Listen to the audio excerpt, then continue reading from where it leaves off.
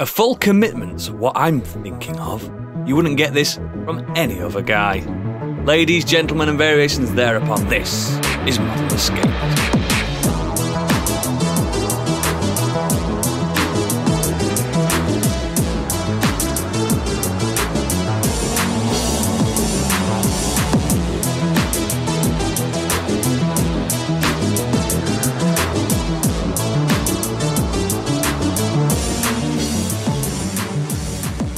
Hello, pop pickers, and welcome to the 1980s. My name is DJ Oodles Sinclair, and it's time to introduce the UK's top 4. In at number 4, and a non-mover, it's Gadget. Hello.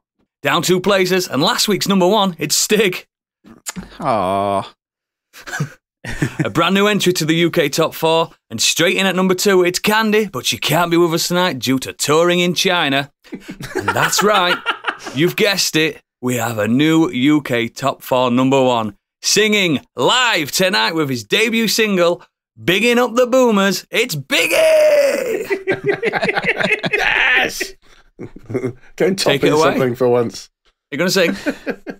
No. Okay. Before we get into the show, please consider becoming one of our sexy and incredibly cool patrons. Help us divide and conquer the podcasting world. Details are in our show notes, but mainly check out our website, modernescapism.co.uk, for more exquisite content and links to everything we do. Do you know what? I weren't on last week. Gadget weren't on last week. No. Do you know what we've been really missing? We've been lacking pining it. for. I've tried taking supplements for it, and I just can't find it. Yeah, I've been pining for something. Ooh, what could it be? I need some news. Oh, God. Oh. Don't know which one was worse. Somehow that was worse. Keep it in. You may already know, but he doesn't, because it's time for Biggie's Breaking News. So first up, Xbox boss Phil Spencer has made Microsoft's promise yet again around the future of Call of Duty on PlayStation platforms.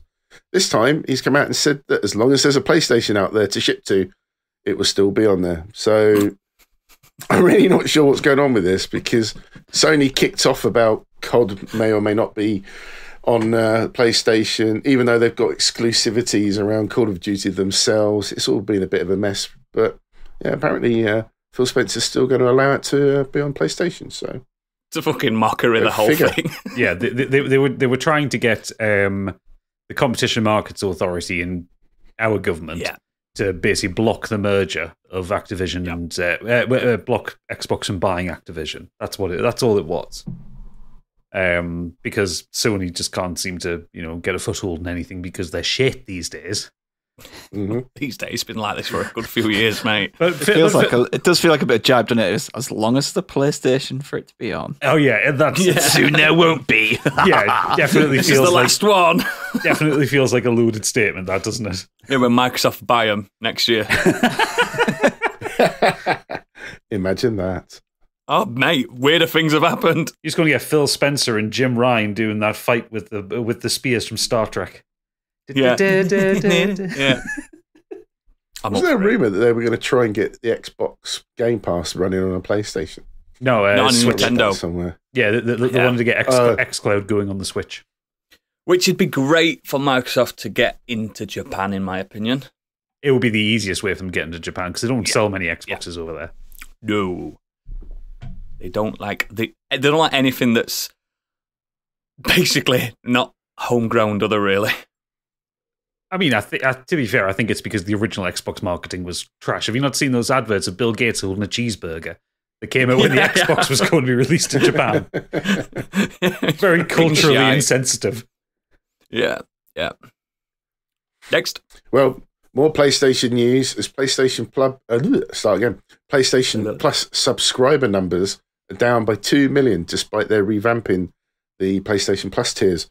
Game sales are also down year on year as PlayStation 5 passes 25 million consoles shipped.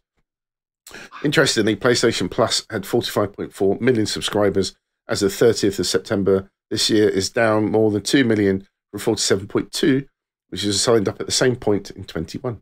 I mean, I get PS Plus if there's a game I don't own, and then I stop the automatic renewal. Yeah. It's rare I do it nowadays. Very rare. I have it because I still like to play like Elden Ring online and stuff like that. I still like to do the odd bit of online stuff. I had to do that when I were in the fight clubs, but I've weaned myself off that. But I mean, the thing is, Sony kind of fucked it up by doing this kind of very complicated 3-tier thing. Like I've got the mid tier, so I've got the one which comes with the game collection thing, like with all the older games on. But you see you go into the PlayStation Plus homepage and it says, "Oh, get demos of this brand new game," and I've got to be on the next tier up. Yeah. You could, if they had to have different tiers, you could just have a 2-tier thing. That's all they needed to do. The cheap one, and then the one with like all the extra game collection stuff. I mean, the extra one has got a lot of games on.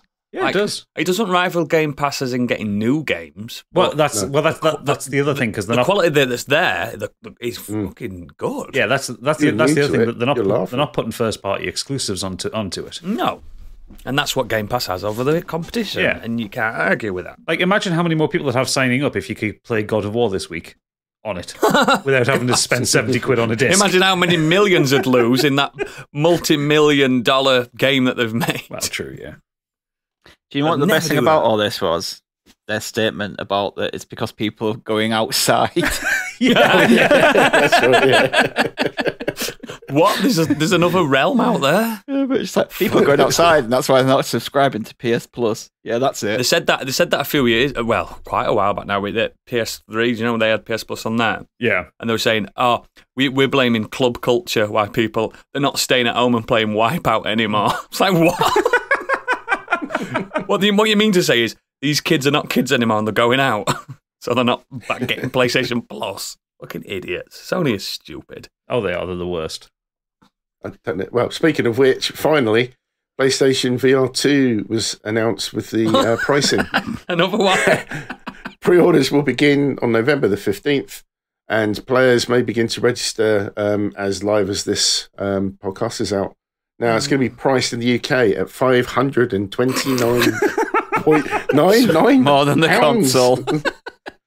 And all you get is the headset, £7 the VR2 Sense controllers, and stereo headphones. Mate, at that price for a proprietary accessory, it may as well be the what do you call it, the Nintendo VR Boy thing, whatever it were called.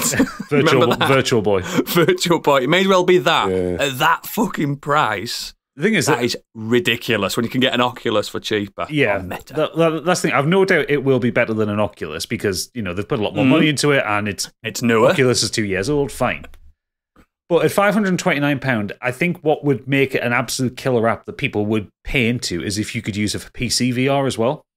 Yes, if you could absolutely. use it, because it's got the inside-out tracking, it's got its own controllers.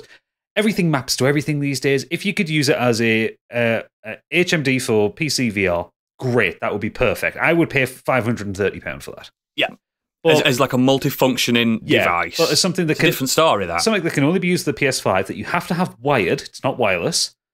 Is not backwards compatible with previous gen PSVR, so you can't play Resident Evil 7 on it. Absolutely stupid. Can't play. You can pay £569 to get Horizon Call of the Mountain bundle. So you get because that'll actually come with a game that you could use it with. So it's a 40 quid game. You mean a 3-hour experience, not a game? It's going to be an experience game, isn't it? They don't give away games free, mate. Nobody does. Well, you're paying £40 for it. Oof. Fucking hell. Yeah. Absolute stupendous. I did call this, though. I said it would be more expensive than the console. And You did, Nate. Yeah, you did. It's stupid. So it's so many bad decisions because the tech is probably great. It's probably a really nice headset to use. But it being so restricted what you can use it with is just absolutely going to kill it. And the price. The wildest thing, when you think to like bedrooms and how people want the setups, you can get the cheapest PS5, the discless, and the Xbox Series S for cheaper than getting that in the bundle. Yeah. So you can have the best of both worlds for cheaper than having this new, again, proprietary component. Exactly. I mean, if you didn't already have a PS5 and you wanted to get that, the headset, and then Horizon Call of the whatever it's Over called a the mountain. £1,040. The biggest problem as well for me is I don't trust Sony and game developers to stick with it. Well, they proved The it. PSVR 1 they didn't support it barely at all. got any big games on it. Yeah. It was like 2 years worth of support they gave it, and then it just kind of like dropped. This game Beat Saber. I remember when people were saying, you need to get a PSVR. It's worth it just for Astrobot. Is it? Is it really? Is it really worth it for one game? It's really but good. for one game. No, not for one game, but it's really good. That's like saying a PS5 is worth it for Astrobot. It's a great little game. It is a good game. But you don't buy a PS5 for it. I've not played it since the first week I had the PS5. Exactly. Still not finished it. It's so good in VR, though. I'll spoil ending. There's fireworks. Yeah. The thing is, when you play it in VR, though, you can't help but like wave at him. He's like looking up at you, just like, hi, and he just waves back, and you're just like, yeah. You know what? When I do this podcast, I tickle Biggie's head all the way through it, so I'm going to be tickling Astrobot. I'm going to tickle Biggie's head right now. Yeah, it's good, innit? It's a good feeling. Next, Kojima Productions has revealed Japanese-Australian actress Shioli Kutsuna will star in its upcoming and now somewhat mysterious new game. She was best known for her role as Yukio in Deadpool 2. There's also roles in Murder Mystery and The Outsider. Hasn't this also got Elle Fanning? Yeah, Ellie Fanning's in it. Yeah. I'm enjoying the reveals. I'm kind of like just waiting. Okay, give us. I mean, the thing is, he's going to announce the game, and then we're still not going to know what it's about for 5 years. In 2025. Yeah, I'll take anything from Kojima, and I know it's fanboyism, but inject him into my veins. I'm fine. I'll take it. Whatever it is, I'll take it. It's sci-fi from him again. I think we should have sci-fi again. I mean, that's where he's at his best, I think. To be fair, Death Stranding was pretty sci-fi. It was just heavily political as well. Yeah, but I mean, like in space. Oh yeah, send some shit to space. Yeah. There's another Zone of the police Enders. snorts and stuff. Zone of the Enders, police snorts. I want to get into old school. Yes. Actually, go back with the previous story. Give us VR Zone of the Enders. Oh, that would get you to buy noodles. Yeah, it would a little. Oh fuck! Imagine if that his game came out and it was a VR game. Oh, die me, I'd die. A Kojima game you can't lie in bed to play. I'd have to go on Money Saving Expert or Money Supermarket and get a good credit card just to pay it off. Go sell your kidney down cash converters. I've only got one left. New evidence has been discovered that points towards PvP DLC coming to potential Game of the Year, Elden Ring, as found by data miner Sekiro Doobie. The latest update to the game includes data for text banners that read things like "You win, you lose, draw, and begin match." And this is what I said, Gadget, about the Colosseum. Yeah, exactly. That's why I put it in here. Yeah, I'll get PS Plus again then. Yeah, there's also been stuff with there's like I think there's entries in the code now for an additional 30 or 36 bosses. Oh, so people are assuming any DLC is going to be substantial. Do you know that there's also entries in the code for I think 2 legacy dungeons. Nice. The way I think of it now, if From Software wanted to be clever, get that released early next year, then they can have even more time on whatever they're cooking next. I think if it was coming out early next year, we would have had an announcement by now. I think they'll announce it next summer for like this time next year. Wow, yeah, maybe. Yeah, I know they've got multiple teams now, haven't they? They've started to, because they're massive now, so they've got time to. Yeah, maybe 2 games a year or something like that. I think it'll be a game every 2 years from them. That seems to be the current rate. Yeah, I'm cool with that. I go over to the world of film. Stig's world has been rocked as Raya and the Last Dragon director Carlos Lopez Estrada will write and direct the live-action remake of Your Name, the movie. Don't want. I don't want it either. Nobody wants. I think Your Name's such a special film on it as it is. I haven't even seen the film, but everyone on Twitter, really good. Everyone on Twitter is like, "No, we don't want this. Who asked for this? Nobody wants it." By all Hollywood, because Hollywood loves trying to remake anime films and TV shows with Western people, and it never fucking works. Nope. It's just a really good film anyway, just to watch. It doesn't need adjustment. It doesn't need enhancing or remaking. It's just perfect as it is. Yeah. Watch the animated film. Yeah. Who cares? It's just, it's a cartoon. It's still It's not, fucking it doesn't matter that fantastic. It's a cartoon, does it? It's still a fantastic film. It's one of the best animated films I've ever seen. It's definitely absolutely adore it. And I didn't even like Raya and the Last Dragon, so that's even worse. Like another fucking X in my box. Yeah. Something else the world didn't ask for. Jerry Ginger Spice Halliwell Homer, as she's now known, and Digimon Halliwell Hunsu. Horner. What did you say? Homo? Horner. I thought you said Homer. Horner. Homer. No. Has been cast in Sony's up-and-coming Gran Turismo movie. And it doesn't have anything to do with the fact that she possibly is married to team principal of Red Bull's Formula One team, Christian Horner. Hang on, though. Is this going to be on the level of Rita Ora in Fast and the Furious, though, where all she did was stand there at the start? I was literally going to say that. I was literally going to say that. I was flags. Like, we've seen this before. Well, can you run her over? Don't know.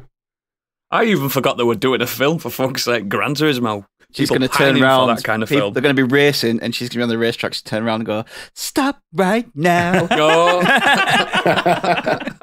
Don't forget, David Harbour's also in it. He was the first member of the cast to be officially revealed. I don't. It'll be directed by Neil Blomkamp. Hit and miss. Hit and miss. More misses than hits.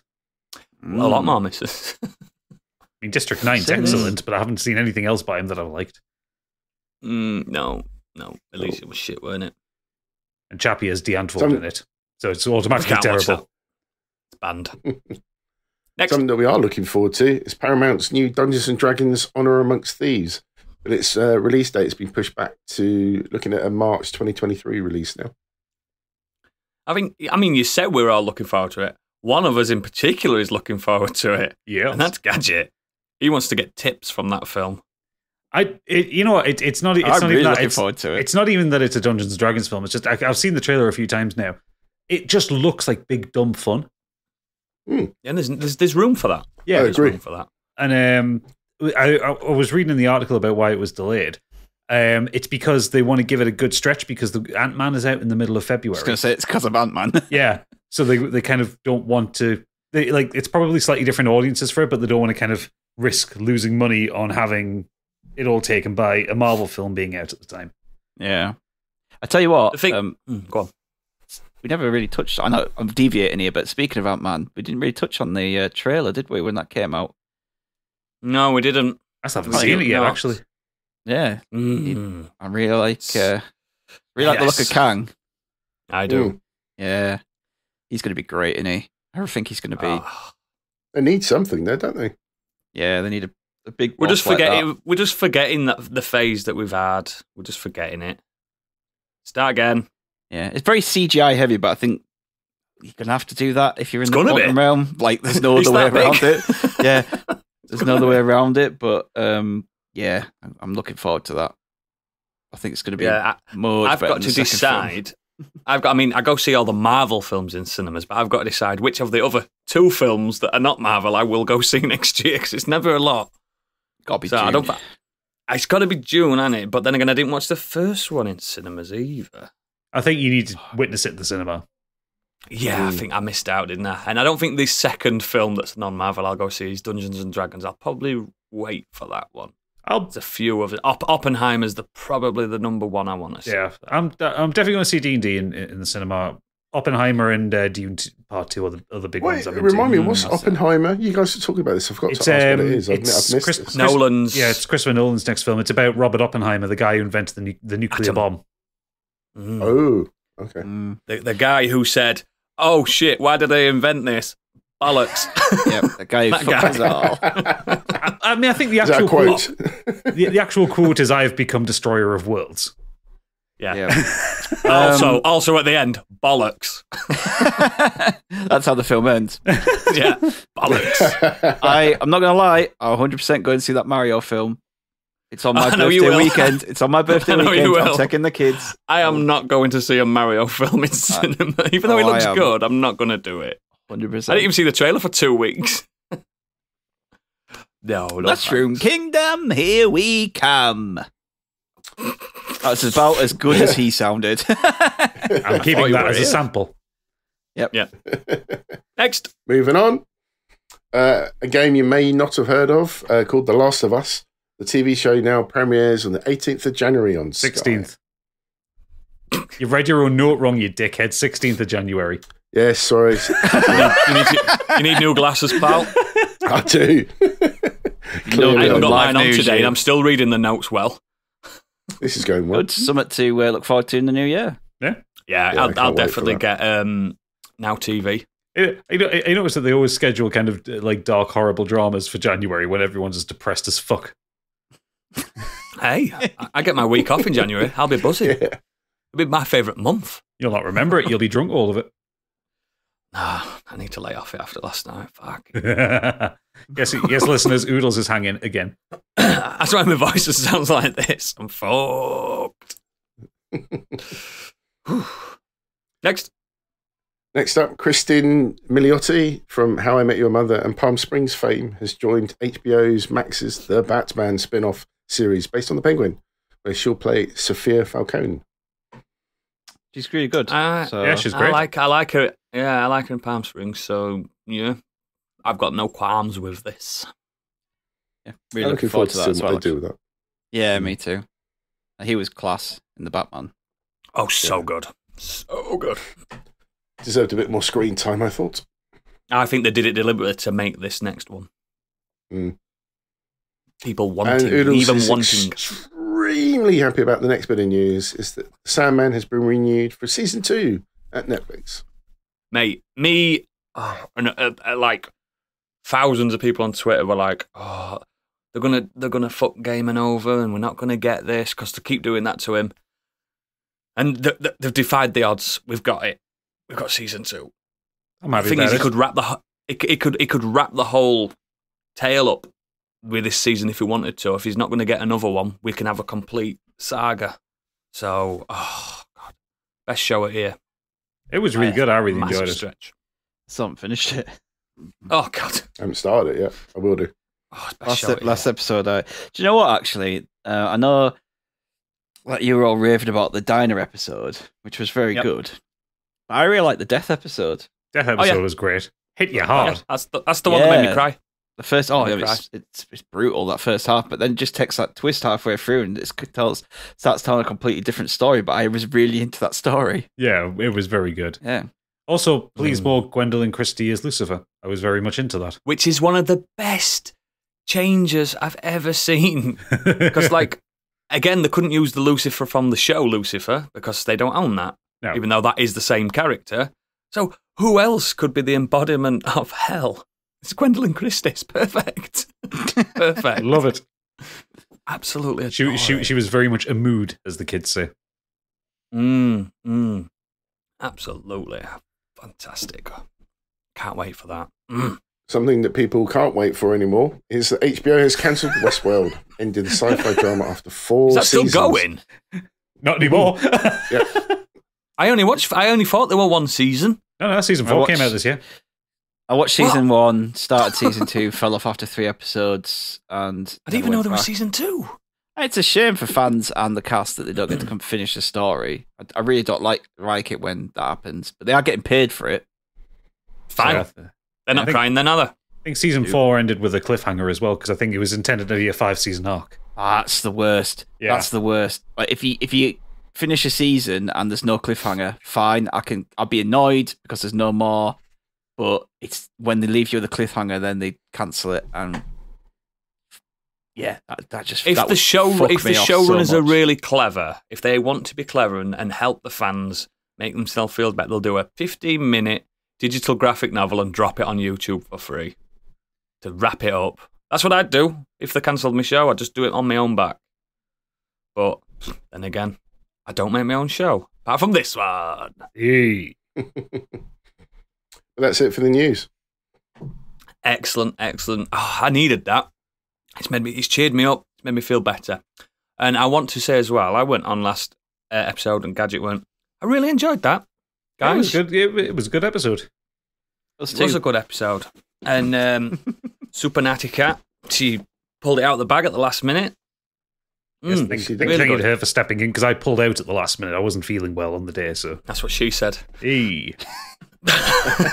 Before I did. Let's move on to the Nexus, and I want to know what Biggie's done. Biggie's done. Yeah. Have to get Dean to do another tune. If he can read his own notes, he'll be able to tell you. Yeah, so I finally got around to seeing the movie Smile. After the fucking third attempt of it. Oh, did you walk to cinema this time? I watched it as well, so I've got thoughts. I still haven't got my car back. So fucking hell. Smile is a 2022 American psychological horror film written and directed by Parker Finn in his feature directorial debut. And it's based on a 2020 short film that he did called Laura Hasn't Slept. It stars Sosie Bacon, who is actually Kevin Bacon's daughter, if those didn't know. Really? Oh, wow. As a therapist called Rose, who saw her own mother sadly take her own life. So she's trained to be a therapist to try and help others after feeling the guilt that she couldn't help her own mother. After witnessing the bizarre suicide of a patient, she goes through increasingly disturbing and daunting experiences, leading her to believe what she's experiencing is supernatural. Also stars, I think it's Rob Morgan, who was in The Boys. Is that right? Who else is in there? Yes, it is. He plays A-Train in The Boys. Oh, does he? Yeah. Oh, cool. I really enjoyed this. It doesn't do much new with sort of horror tropes in that respect. But what you do like your horrors, though, don't you? Big style. Well, it was the horror month, wasn't it? So I need to move on from horror movies for a little bit. But I really, really enjoyed this. The jump scares throughout are there. Horror fans will not be disappointed. But I thought the sound design was really good. The score is really unsettling. Mm-hmm. And certain sounds are amplified and sort of isolated, sort of build up the tension in certain scenes. I just thought it was excellent. I want to give a quick shout out to the marketing as well. For those that don't know, the distributors hired actors. The distributors hired actors to promote the film in the US by having actors appear at various football games. Just smiling.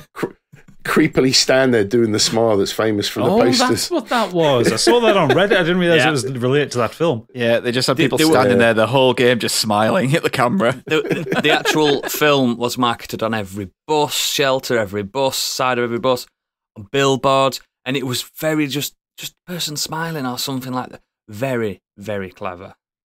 Really creepy. Yeah, I loved it. I thought it was great. I mean, yeah, it's not the best horror movie you'll ever see, but what it was, I thought it was excellent. It fills the void because there wasn't that many, I don't think, this year. There's a few. Oh, I disagree with that. Really? Halloween Ends, that was shite. I didn't like Terrifier. There you go. Barbarian was really good. Barbarian's up there, but yeah. My issue with Smile is it follows and The Ring do it better. Right. So it's basically kind of doing the same thing. If you've seen It Follows, it's pretty much the same film. But I think It Follows, it does it better because of that slow. If you've seen that film, that slow, just like the impending doom of watching. Is It Follows the shagging one? The one, where it's someone just like it kind of and they just have someone walking after you. Yeah, just constantly walking after you. Like, it's that feeling of looking back and just seeing them walking, and no matter where you go, whatever you do in the world, you could travel to the side of the world, and it will find you. Yeah, I mean the problem is like you compare it to like that and Ringu, which is probably, if not the best horror film ever made. Do you know what I mean? It's hard to, it's a tough pill to swallow, but if like you say, it's good. Sometimes that's all you need from an horror film, especially with like Halloween Ends. That was just trash. No, it was, it's middle of the road, and I enjoyed it. And like Biggie said, the sound design in it is brilliant. That does like ramp up the tension. There's some good jump scares in there. A few that got me. So and Sosie was fantastic in it. I thought showing the sort of breakdown of someone psychologically was brilliant. I thought a lot of people don't obviously. It's that usual she's trying to explain, things are happening, and it's something sort of supernatural. And everyone's just looking at it like you're off your head. It's just kind of, she did that very well. Yeah. Cool. I'm glad you enjoyed it. And mate. I played another game that you may have heard of called Marvel Snap. Oh, never heard which of it. I've really enjoyed. I've enjoyed playing that, but I'm nowhere near the levels that Mr. Oodles is. Good segue. My turn. I've been playing Marvel Snap for the last 2 weeks. Have you? Tell us about that, Oodles. Yeah. I've heard nothing about this. Yeah. Oh, right. Oh, let me enlighten you. So, Marvel Snap is a digital collectible card game. Don't go to sleep. Wake up. Developed by Second Dinner and published by Nuverse for Windows, Android, and iOS. And it's developed by over half of the team of Hearthstone as well. So it's got pedigree. And you can play it without feeling bad as well. So, for people that don't know, it's set in the Marvel comic universe, not the MCU.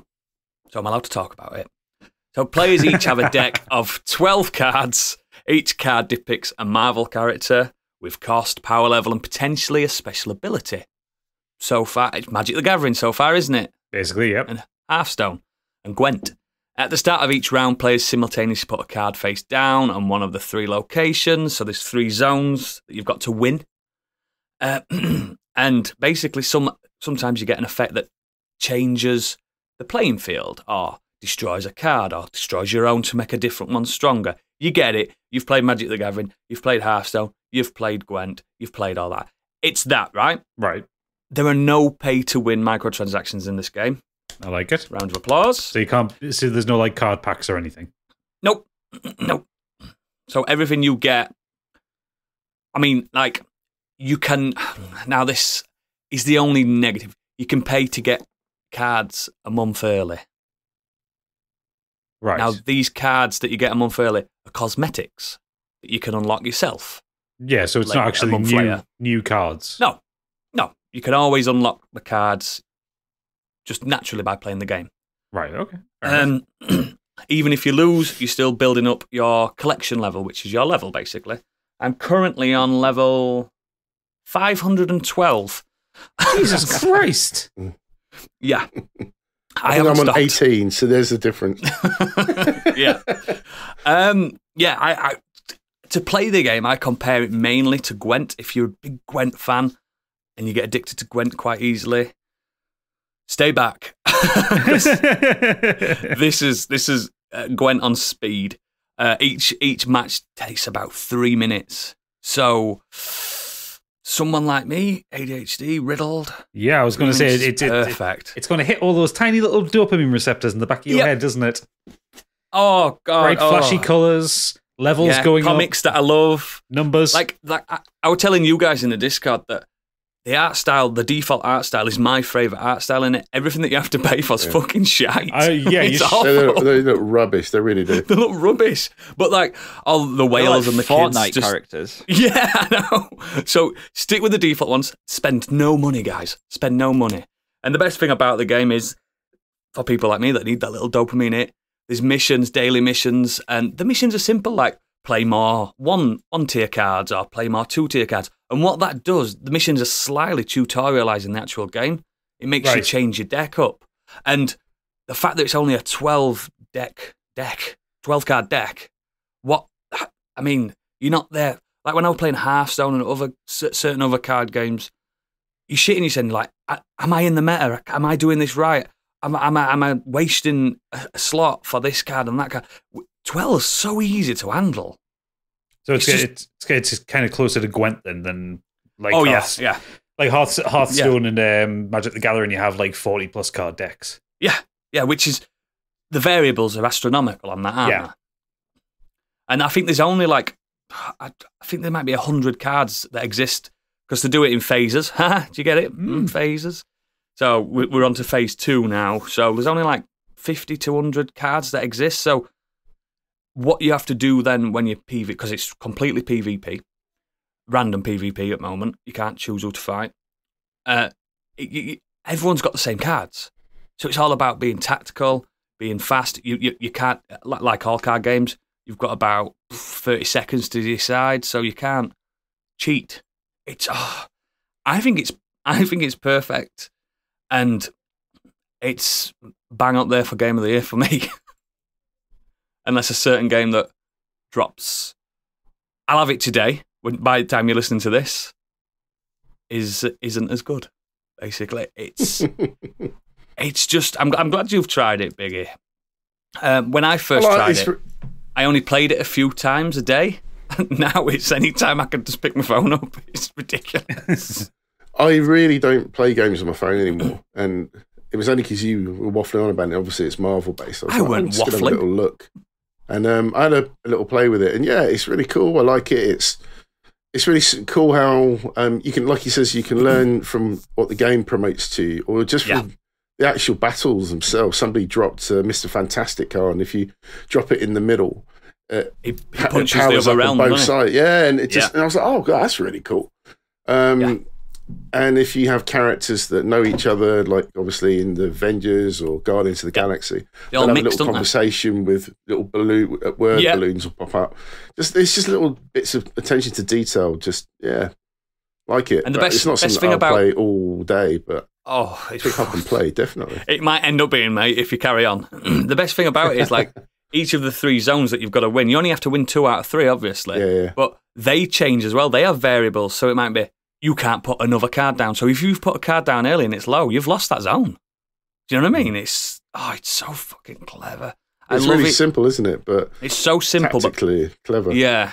I mean, it's called Marvel Snap. At first, I thought it was Snap, like the card game we used to play when we were kids. I did too. That's what I thought when you said what it was called.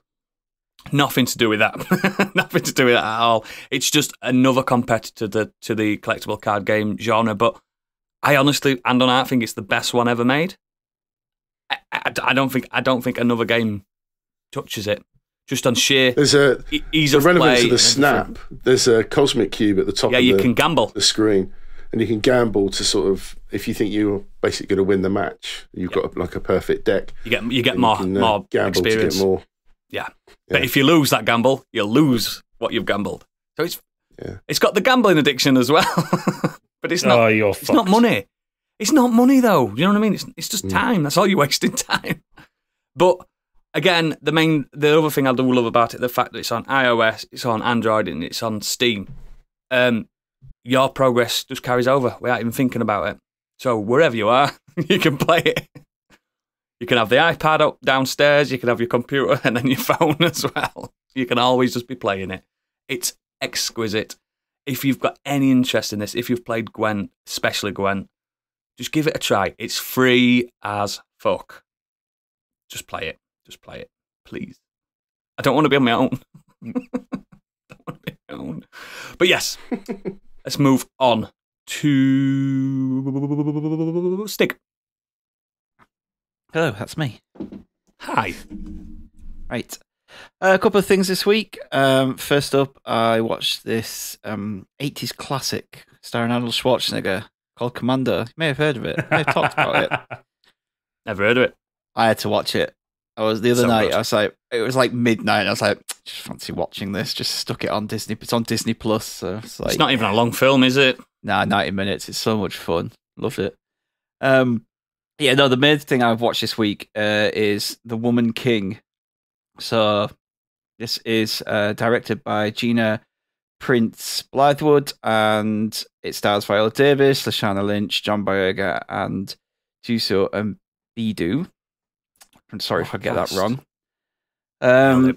And it's the story of the Agoji, the all-male female unit of warriors who protected the African kingdom of Dahomey in the 1800s with their skills and fierceness unlike anything the world has ever seen.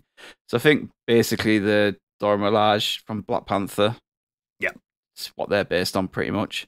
And it centers around General Naniska as she trains up the next generation of recruits and readies them for battle. Before I talk about this, I am well aware of the controversy surrounding this first. Yeah. And I will address that, but I want to speak on other things first. So I'm going to talk about the film and then I'll talk about my thoughts afterwards. Okay. First and foremost, the best way to watch this film is to view it as a work of fiction. Because that's basically what it is. Taking aspects from history and making a story up with it. So glamorized, isn't it? I'll go into that again after I've talked about the film. Outside of that, really, this film is excellent. If you just look at this as a film, as a work of fiction, as a story, taking inspiration from these women warriors and then making a story up about them, it's phenomenal. It's gorgeous. The set designs and costumes are amazing. The cinematography is fantastic, and the performances are just unreal. Viola Davis is just absolutely spectacular. She's great anyway. She's 57 years old. She's not. When you see it in this film, age means fuck all. This is a woman that if I was fighting her, I would. This woman's gonna fuck me up. Like, she's so powerful and commanding in this film. Like, she's absolutely amazing. Like, it's one of those ones where I'm not watching Viola Davis here. I'm watching the character, like, full on. Like, I'm engrossed with the character here. She is probably I'd say 100% going to get an Oscar nod, and probably right now the front runner to win it. Lashana Lynch is also very good in this. Like, all the women are like complete badasses in this, but she offers like a little lightheartedness, bit of sarcasm, and a bit of comedy at times. Like, she has a really, really good chemistry with Tuso and Bidu. Like, them two play off each other really, really well. The fight scenes are amazing, so well choreographed. If not a little bit too modern, do you know what I mean? It's clearly taking inspiration from some modern films, from maybe the likes of like your Marvels and that, with some of the kind of flip-de-doo stuff and that, but it really works. It makes the women just look incredible. And like, from what I understand as well, like, a lot of the actors did a lot of this fighting themselves too. So which really pays off when you watch it. Like, you kind of applaud them for that, because they just look amazing. And at no point do you watch this and think that the tribe of men that they're fighting have a, advantage on them. Yeah, at no point, because just the way that they carry themselves, the choreography of the fighting, the way that everything about them just presents like this. Like, you would be scared to fight these women in battle. Yeah. Like, they look amazing. So like, the whole film, it just packs a punch. Whether it's the performances, like the emotional beats, the fighting, it's just really well crafted and put together extremely well. That's the film. Yes, take that as a film. It's incredible. Onto the controversy. If you don't know the controversy surrounding this, the problem is that Hollywood has basically decided to take the Agoji and the Dahomey tribe and romanticize them and make them heroes. And when they were brutalists, they're anything but that. Yes. They were heavily involved in the slave trade. King Gizo protested against the ending of it, and they did some unscrupulous and horrible things. And the film tries to paint them more and anti this. They were the ones who were capturing people to be sold as slaves. Yes, they were one of them, but they were big. People. They made their kingdom off the back of that. That's how they became so rich and powerful. The original human trafficking, wasn't it? Yeah. Yes. The film does address this. They do actually sit down at one point and discuss this and discuss how to move away from that. But as I've just described, that never happened. Well, no, because like I said, King Gizo didn't want it to end. And you do see a glimpse of them actually selling off prisoners at one point. That's about it. Outside of that, it's the other tribes and the French that are seen as the slavers. And they are... I mean, they were. The Dahomeans. They are, but the film paints them as they're only the slavers, and the Dahomeans are the liberators. That is why you have to watch it as a work of fiction. You have to just take this as... We've taken... What they would have been better off doing is if they'd have taken the Agoji women and use it as inspiration, rather than say, this is them. Something fictitious. Yeah, rather than say, this is them, this is what happened, because that's not what happened. Mm-hmm. So, outside that, I think my final thoughts on this is that I think there's films like this, you wouldn't get this a few years ago. I think down to the success of stuff like Black Panther is that you now get in films, people want to see films about African stories and things like that. Like this film is celebration of that heritage. Yeah, exactly. This film is directed by a black woman. It's written by 2 women. It features a predominantly black female cast. It's edited by a woman. It's produced mainly by women.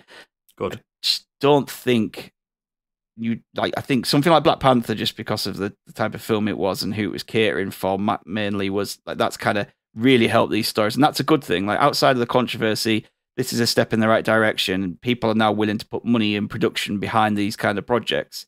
It's just a shame that they twisted kind of what happened to make a more romanticized version of it. And again, it's a shame it's being review bombed on Metacritic. But funnily enough, on Rotten Tomatoes, it isn't. That's usually Rotten Tomatoes, isn't it? But that's actually higher this time, and then the critics. But on Metacritic, you should see some of the comments. It's just like they're just hiding behind. You can tell they're hiding behind the thin veil of historical accuracy. They're hiding behind Wikipedia, mate. That's what they're hiding behind. We know exactly why they are. You read them. There is misogynistic, racist, and anti-woke comments in there. They're pretending that they give a shit about historical accuracies, but you don't see any of them review bombing Braveheart. Yeah, there's a separate agenda, isn't there? Yeah, and one features a 99% black cast of warrior women, and one's one features a white men. It's really boring at this point. It's dull. If you watch the film and you have criticisms of the film and the storytelling and everything about that, and maybe the way that they've kind of glamorized analysis rather than perfectly fine. Give me a good reason, but when your reason is just like this is woke propaganda and racist and stuff, it's just like it's just so thin and obvious. So just, it's icky, isn't it? Yeah, it's been well received. It's in my top 10 films of the year. If you can go into this film and kind of put all the shit to the side and just watch it, treat it as a work of fiction, then you'll really enjoy it. It's a really, really good film. Yeah, and I mean, you can enjoy it guilt-free if you do your due diligence and research what really happened and stuff like that, and you understand. So regardless, it's like you say, it's a work of fiction. Yeah, that's the best way to do it. Because I knew about all of it going into it. Of course. This is what I were reading the other day, where someone said, it's absolutely Oscar worthy, but due to controversy, it probably won't. I probably will, to be honest, knowing the buddy. They do love a bit of controversy, don't they? Yeah. They don't care, do they? But it's nice to see a film. I know that there's, like, in the background of this, that there is the slave element in there, but it's nice to actually see a story set in Africa around that time that isn't just about someone being captured by the slave trade, sent to America, and then we watch them on plantations. There is more stories to be told from those from that culture and those times. I agree, mate. It isn't just that same old story. So it's good that we're kind of getting that, and that Hollywood actually has given them the money to do this. Excellent. One quick more. Quickly mention this second one. I watched Weird, the Al Yankovic story. Very exciting. I just wanted to mention this one because I wanted to basically give my thoughts to Gadget about it, because I know he's a Weird Al fan. Yes. I'll start by saying, apologist. I'm not a Weird Al fan. I've already said this on the podcast. I don't find parody music funny. That's just not me. It's just something that's never clicked with me. I appreciate how clever he is, and I respect how he's managed to take that and make a career out of it. Like, I can completely get why people love it. It's just not for me. Yeah. The film, though, is just a wonderful parody of modern day music biopics. Brilliant. And it's really great to see them lampoon it in such a funny and outlandish way.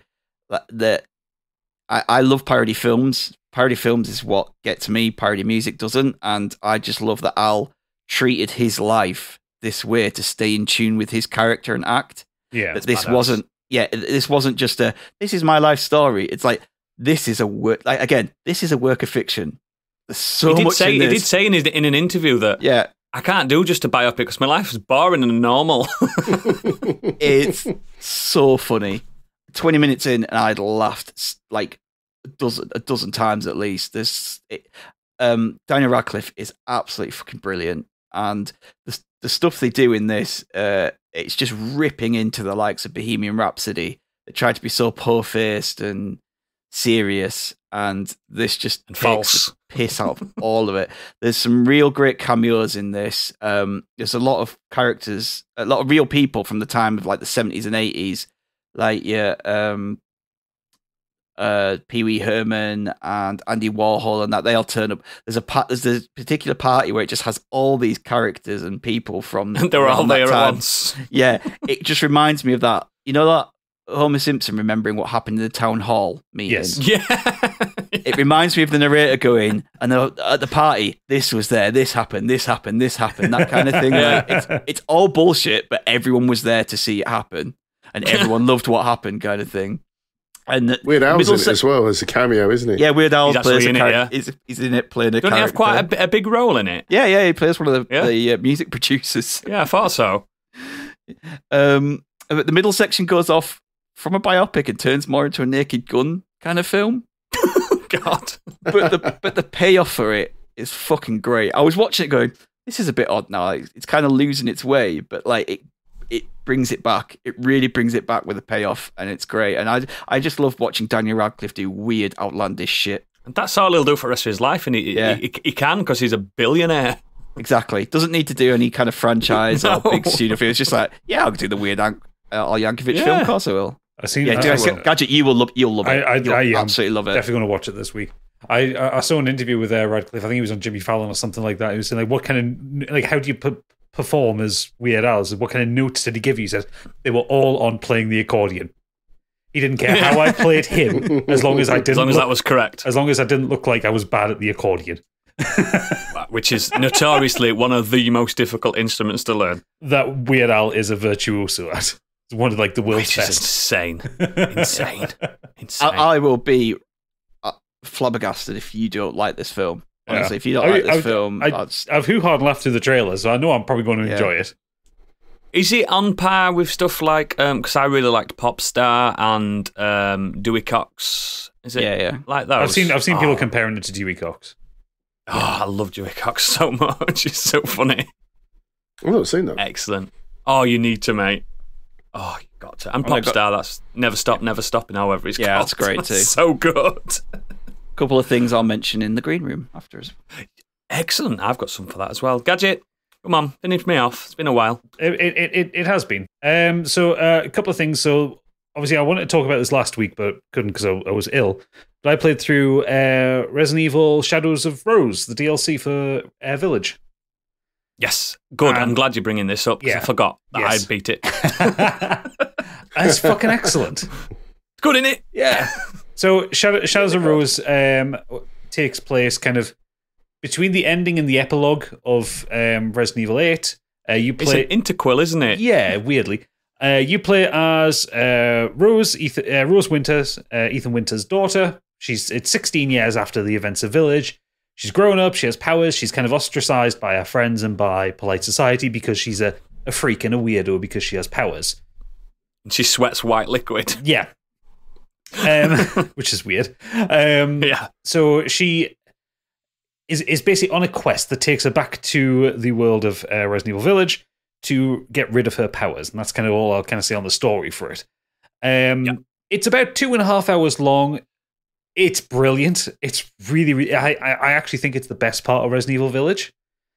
Do you know what, mate? It's some of the moments. Yeah, you can't argue with that. In fact, there's only one bit of it that I thought let down the rest of it, which is the stealth section. I didn't like the stealth section as much as the rest of it. Unless your game is predominantly a stealth game, don't put a stealth section in it. That's my advice. Yeah, the enforced stealth section kind of felt a bit like Spider-Man PS4. Let IO Interactive deal with the stealth.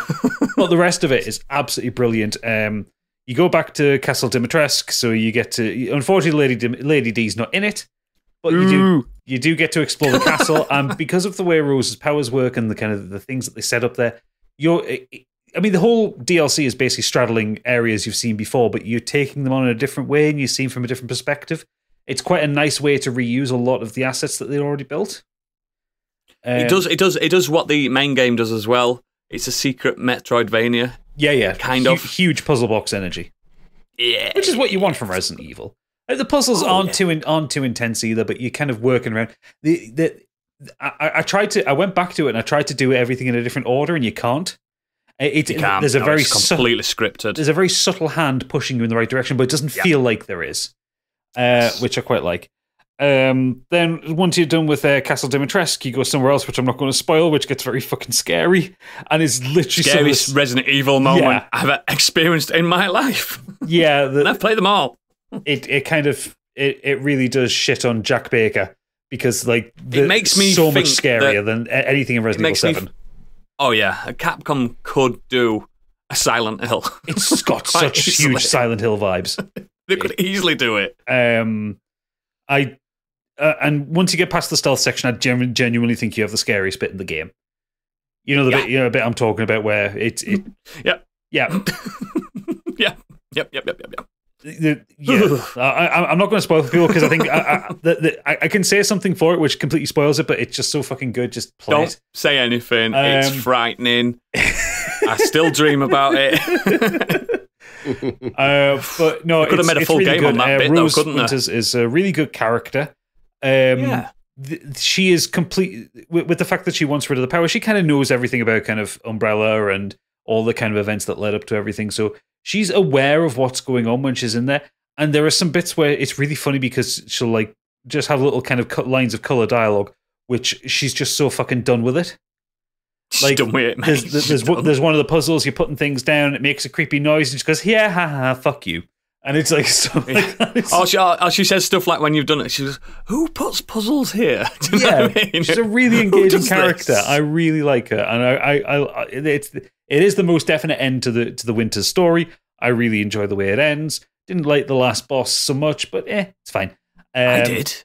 I really did. I mean, it's not bad. I'm not saying it's bad. I'm just saying it was just... Yeah. But no, it's really good. Shadows of Rose is fantastic. And it's 16 quid. If you enjoy Resident Evil 8, just fucking play it. It's really good. It's cheap. And again, it's 16 quid, not just for that, because I'm going to touch on, you get the third-person mode on the original Resident Evil, which is actually quite good, because I've played a lot of it. I haven't done that yet. I haven't had time to get to it. It makes the game completely different. It's more strategic. You can look around corners, things like that. It completely changes it up a little bit. But the main thing I've been playing on that is the Mercenaries. How's it good? Playing as Heisenberg and Lady Dimitrescu, that's a game changer, mate. Oh, nice. And I played Reverse, which you get if you didn't already get it. I've got it downloaded. I haven't played it yet. I've heard it's pretty good. Reverse is good. Reverse is good. It's only got 2 maps at the moment, but they're committed to it apparently. Fantastic. Reverse is just... It's a different beast altogether. I'm not going into it now. Yeah. But it's a good package for 16 quid. Ooh. Well, everything's coming up Capcom then. But yeah, I'm really happy with Shadows of Rose. Play it. Just play it. Yeah. The main thing I want to talk about is I've been playing a game I've got a code for to review. This is a game called Oakenfold. What is this? So this is I'm on its Kickstarter page. It's a Kickstarter game. It's a solo dev game. One guy built it. And it's described as a clever time reversible strategy game. So okay, this is made by a guy called Rutger van Dijk, and it is very much inspired by Into the Breach, to the point where if you look up a screenshot of it, it looks like Into the Breach. Now you have my attention. It is Into the Breach. It's identical. The difference is you play as a single character rather than having like a squad of guys around you. But it's the same basic gameplay concept where you've got these alien things. I think they're called biocides, which are wrecking the planet, and you have to basically stop them from damaging infrastructure, damaging supply crates, that kind of thing.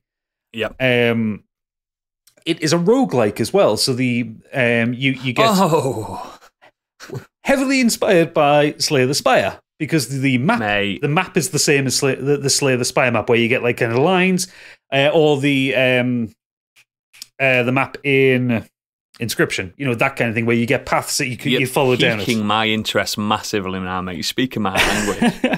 But it does these things based on these two games very similarly in terms of like when I was first playing, I was thinking, is there a reason to play this over Into the Breach? But then I got into the tough one. I got into the time reversing thing. So what you get is you get each of your turns, you get 12 moves. Mm-hmm. And that includes moving squares, doing actions, attacks, that kind of thing. You get like kind of 3 kind of hotkey attacks. That's either like the one's a ranged one, one's a close up one, one's a moving one. So move things out of the way. But before the end of your turn, if you fuck something up or you realize your strategy's not going to work, you can roll back all those 12 steps at the beginning of your turn. Oh, like what's that Square game? Was it a Final Fantasy game that had that? Or was it one of their spin-offs where you could reverse it, like a Bravely Default type game? One of those. Yeah. I know what you mean. You could move it back, but you could only do it a certain amount of times. Yeah, but it's basically that. So you can go back to the beginning of your turn, and everything on the map is affected by it. I like that. But if you are clever with things, you can bank that spare time to go into a currency for upgrades. Yeah. So if you think, I've done 5 moves here, I've got another 7 I can do, but I'm in a good place for the next turn, skip the next turn, that becomes then a resource for you. Risk reward. Yeah. And I think that's what kind of separates it from Into the Breach. Into the Breach is great, and it's one of the best games ever made. Stunning. Yeah, and this game is taking that formula and doing it well, but this time mechanic is actually really interesting, and the more I played with it, the more I grew to like it and got interested in this mechanic, because if you just play it just as read, you will just sit and think, I could just play Into the Breach. But when you engage with this time mechanic, you can kind of scroll back and forth, because you can also scroll forward to where you got to as well. If you think that your new idea isn't going to work, you can go back to it. So it's got a nice vibe. It doesn't really have much of a story. The whole thing is the world's being affected by these alien biocide things. You've got to get to the Oakenfold, which is a colony ship that will take you up to space. That's it. So you go through multiple levels.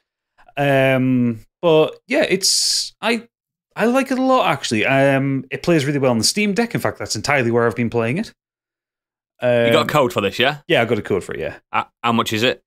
I don't think it'll be much. It comes out on the 17th of November. Hang on, I'll see if I can find the Steam page for it. Is it in that cheap bangers category? Is it in a cheap bangers category? Come on. I think it's going to be. Ooh. Shit, no, there's I'm in. There's no price on the Steam page. There is a demo available on Steam. It might, if it's less than 20 quid, it's in the cheap bangers category. Given that it's a solo dev and it was a Kickstarter game, I don't think it's going to be expensive. To get a copy of the game, on the Kickstarter was €25, so it's probably going to be a 20 quid game. That's fine. It counts. It counts. Yeah, no, it's good, and if you look up the art style, it's got a really nice art style. And again, what is most impressive is that this is a solo dev. I think he paid a guy to do the music, but other than that, it's one guy doing the whole thing. You have 3 kind of character archetypes you can go through. You play this character you play is called Asher. You can go on, which is more based on survival, which is about keeping enemies at range and trying not to get damaged. You can do Agile, which is about quick movement and getting in, doing damage and getting out. And then the Scientific, which is tech. So cool. Yeah, it's good, and I hope that it's something that comes out and he gets a lot of praise for it, and then he. What's it called? Oakensnow. Oh no, that's a character in D&D. Oakenfold. Oakenfold. Okay, sorry. Yeah, like the DJ. Yeah. Exactly. Oakensnow's he's not been very happy. No. Oh God. Yeah, so that comes out on the 17th of November, and I mean, given there is a free demo on Steam as well, I would recommend having a try of it and seeing if it suits you. I'm gonna. But yeah, I think it's got a lot of potential. The more I've thought on it. The problem is, I'll download the demo, but do you know what else is on Steam? Marvel Snap. We need to put put a block on your computer for that. Mate, I've not stopped. Let's move on to the main topic. I've been looking forward to this, actually, because I love the 80s. So, yeah, we're going to do it's simple, this one. Our favourite things that have come from the 80s. It's such a simple concept. Why have we never thought of it? Because we're idiots. Because we're idiots. The person who remembers the 80s more than anyone else here would be Biggie. because he was born in the 40s. Fuck. Tell me, what's your favourite thing that came from the 80s, apart from your retirement?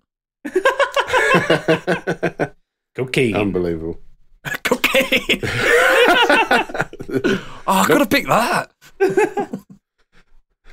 There are only 2 sections of any catalogue that has ever excited me. One was the lingerie section, and the other, of course, was the toys and games one in Argos.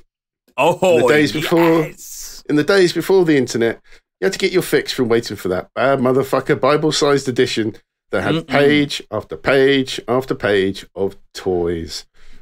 Whether they were based on the latest movie, TV series, or cartoon, or the biggest in brand names.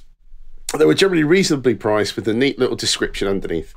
It had everything a kid or a parent needed to see for shopping for Christmas. If it wasn't in Argos, it just wasn't available. Yeah. Saturday morning cartoons or other big events, some of the fondest memories I've had as a child. He-Man, Teenage Mutant Hero Turtles, I hated that name. Why couldn't they be called ninjas? Ninjas are evil. You know this. Knight Rider, A-Team, Rambo, you name it, Pac-Land, the list goes on. The world of film was also responsible for emptying the wallets with companies like Kenner, who had the exclusive rights to produce toys based on the Star Wars films. Almost every character from the movie was present, even those that had screen time of just seconds. The look of the toys weren't particularly realistic at times, and the type of scans that you can obviously get today, but your imagination filled in the blanks. That Luke Skywalker where the lightsaber came out with his arm. Honestly, even compared to when we were kids, even in the 90s, like you look at the toys they have now, and it's shite. The toys now are incredible. What we used to get was like lumps of plastic with like someone just drawn a smiley face on with a marker pen. And the faces were the same. If you look at like Luke Skywalker, Han Solo, etc., they were the same character basically, just with different paint. Good times. If it wasn't just the figures that you wanted, but you got vehicles too, whether it was the speeder bikes to TIE fighters or the Rebel transporters to the Millennium Falcon, if you were fortunate enough. Ecto 1. You could go all out on the bases too. Who didn't want the Death Star? The Cat's Lair from Thundercats, or my favourite, Castle Grayskull. No love for Tracy Island? I had it. No, I made my own. Oh, you did the little Blue Peter thing, did you? Blue Peter, yeah. Yeah, exactly. So did Amphion Turner. Whether you had Mask, which was sort of based on sort of the army, but had that little influence of the Transformers, or GoBots was the Japanese-inspired version, with humans piloting the mechs, but also with Transformers. Nothing really beat the Transformers. Mm-hmm. The toys were either inspired the cartoons or vice versa, all designed to make that money. Yeah, it would definitely vice versa. America would lead the way with this as well, because once the popularity of any new toy made it to the UK, parents would queue and even fight to get to the latest toys off the shelves to keep their kids happy. Don't know if you remember the days of the Teddy Ruxpins, Cabbage Patch Dolls, to mention a few. No, but we were old enough to remember the Teletubbies. I was old enough to remember the Toy Story. The Toy Story, getting a buzz. Trying to get a Buzz Lightyear. No, get the Turbo Man. It was like Turbo Man. It was basically like... It was. Like Jingle All the Way to trying to get all of the Buzz Lightyear. It's like, I got one, I got one in it. I absolutely adored my Buzz Lightyear. So expensive as well, weren't they? Massive and all. Big old doll. Happened even earlier, because I remember when it was the Turtle Mania and he couldn't get the Terradrome or whatever it was called. Couldn't get any of them in this country. I remember my mother telling us I got for Christmas 1991 I got a full set of the turtle figures. Only because my uncle was in the Navy and he happened to see them in Denmark. Shit. When he was on shore leave. Jamming gear. I only had Splinter and April. The characters nobody wanted. Yeah, that's all I had.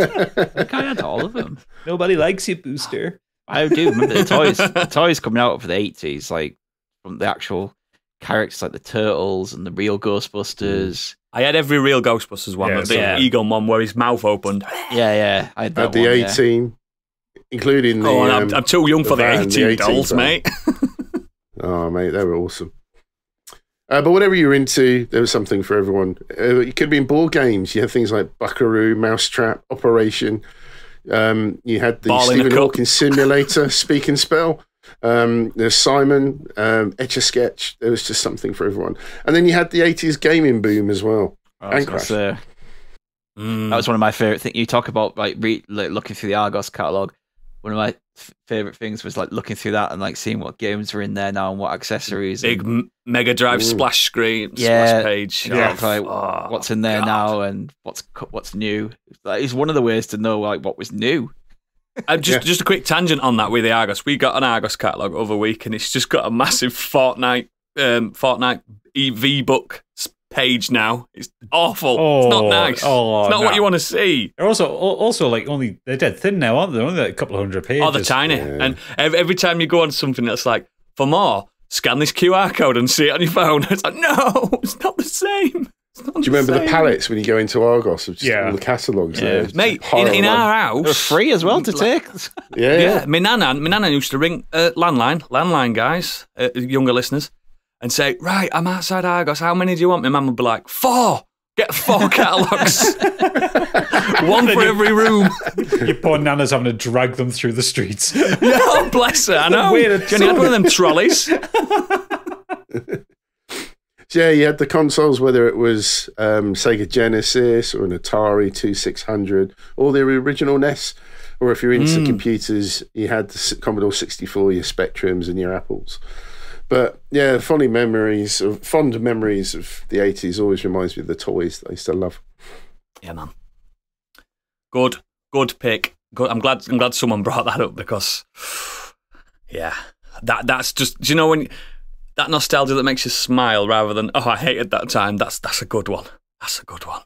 A simple tome of capitalism. I love it. Right, I'll do this next bit. So, the most impactful moment in world history happened in the 80s. When this event happened, the world stopped. You could hear a pin drop. 5 billion people then raised their fists into the air and rejoiced at the apex of human endeavour, taste and wonder. That moment was my birth. But we're not talking about that. Boo. Boo. You weren't... Well, you were there, actually. Yeah, I'm youngest, aren't I? So... I was there. Joking. He's the dad. Obviously. What? Dad! Mate, you'd have been about fucking 9 when I was born. Top shagger, biggie. I got those fags. Top shagger. Absolute top shagger. Yeah, for me, my favourite thing about the 80s was the music. To the point where I would die on the hill that states that the 80s is the best decade of music since cavemen started banging sticks together 80,000 years ago. Popular music today is simply dull and unoriginal. Oh, great. We're going to get a middle-aged man rant going on here. Oh, yeah. Unoriginal. But the 80s had every genre covered, from psychedelic jazz fusion albums to the birth of thrash metal. Everything had its place. But the king/queen genre of music in the 80s was pop music and the new romantic movement. Oh, my God. So we're talking Duran Duran, Flock of Seagulls, Madonna, Pet Shop Boys, Tears for Fears, The Cure, Culture Club, Spandau Ballet, Depeche Mode, and the change of acts from the 70s that morphed into the 80s with aplomb, in my opinion, like Elton John, David Bowie, Genesis, Queen, Ozzy Osbourne even had his 80s moment. Do you know what I mean? Everyone changed for that decade, and for the better in a lot of places. So, like, everyone was having fun and trying to spread love and joy in a decade filled with political strife and uncertainty. The fashion that went along with the music scenes were also top tier. Like, to the point where I wish I were born in the late 60s so I could have been a teenager in the 80s, like Biggie. But instead, I was a teenager in the noughties, dominated by fucking Limp Bizkit and Nickelback. Do you know what I mean?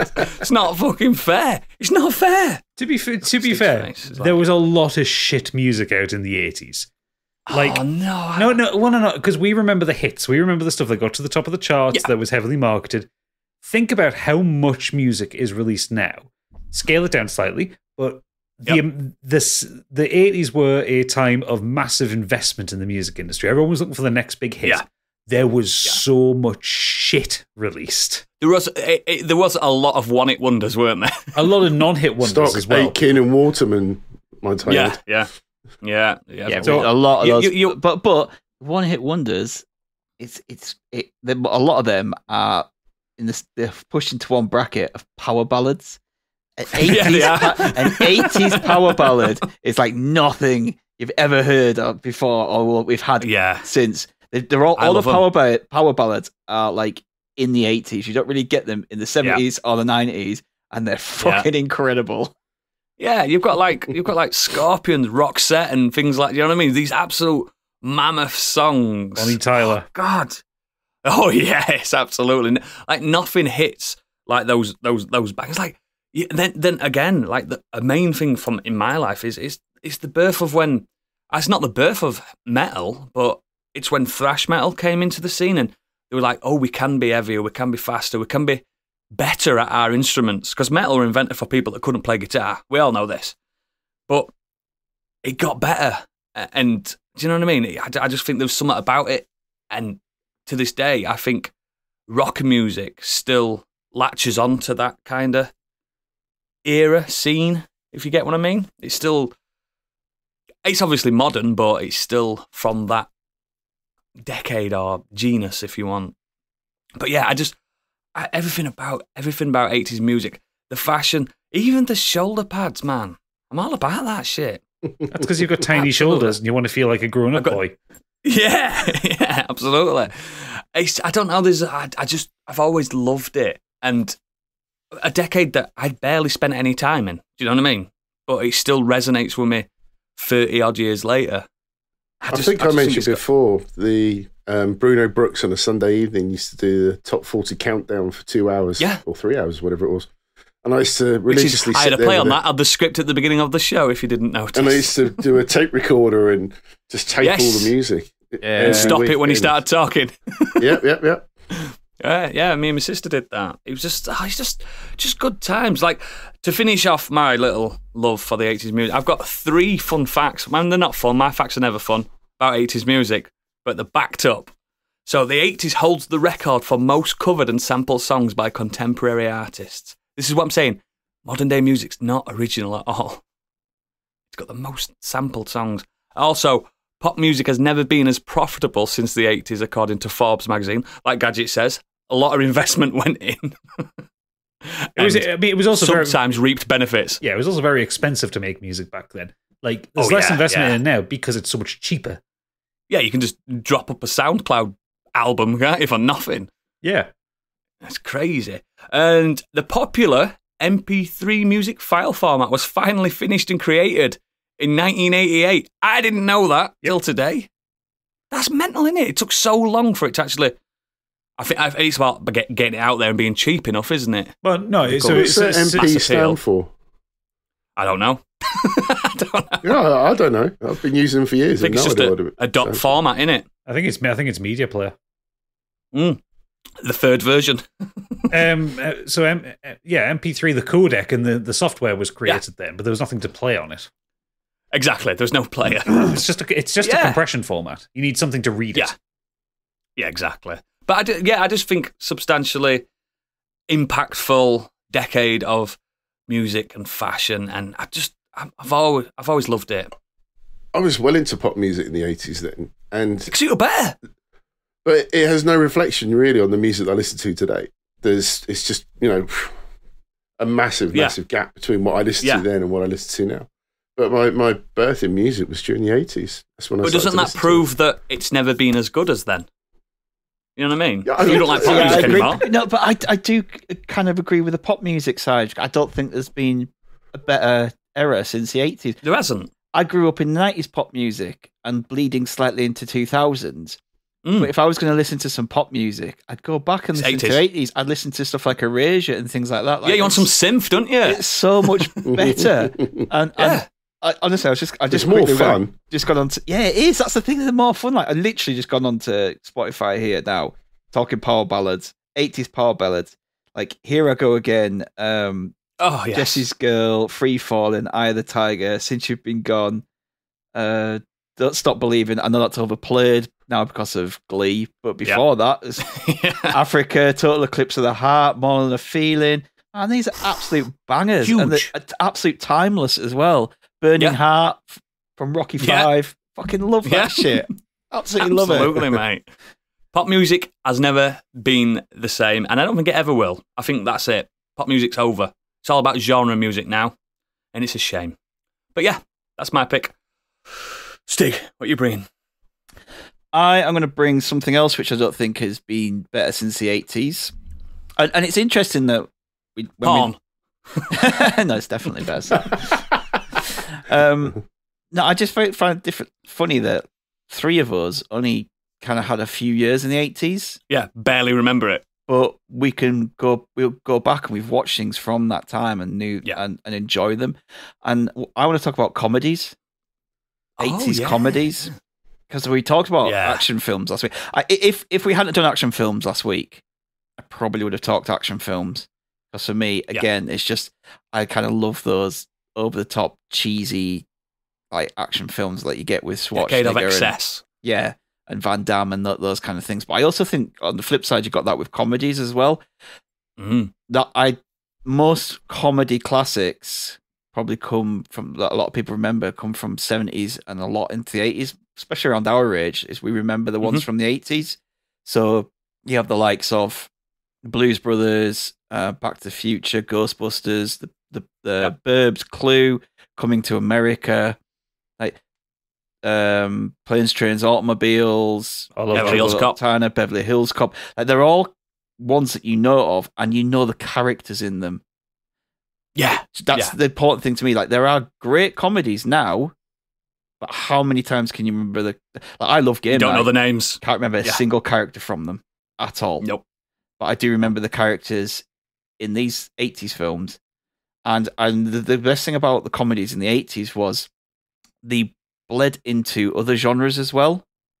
So not only did you just have like your standard comedies, you then had kind of sci-fi comedies. So Bill and Ted or Little Shop of Horror, Critters was also like a sci-fi horror comedy. Gremlins. You had martial arts comedies. I'm sure Biggie's probably seen some of these as well. Police Story's a bit of a martial arts comedy, isn't it? Yeah. You and it just kind of, they had so many different genres that you could fit into it. You had buddy cop comedies. So like Lethal Weapon. Yeah, Lethal Weapon. Which is also comedy / drama / crime procedural / everything else. Yeah, like maybe not buddy cop, like that's the kind of generic term, but like friendship comedy. So Stripes, Hear No Evil, See No Evil, Turner and Hooch, Police Academy, Weekend at Bernie's. Like you might not love these films, but you know of them because they are big, like well-known comedies. Everyone kind of knows of them, and like the road trip comedies as well. That started, didn't it? Yeah, so Planes, Trains, and Automobiles. You have what's the other one called?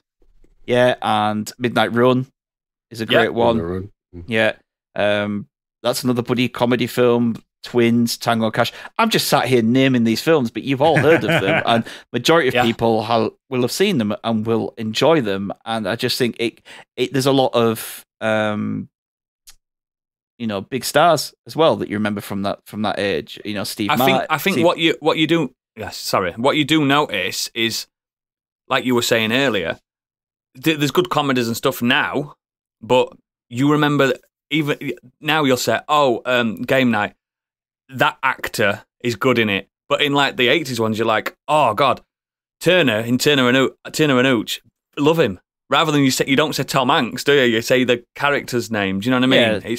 Yeah, you remember the character. Axel Foley rather than Eddie Murphy. You'll say Axel Foley every single time. But the point is that Eddie Murphy's like a huge comedy star. There, you have Eddie Murphy likes a Steve Martin, Danny DeVito. You have for as much of a dickhead as he is, Chevy Chase.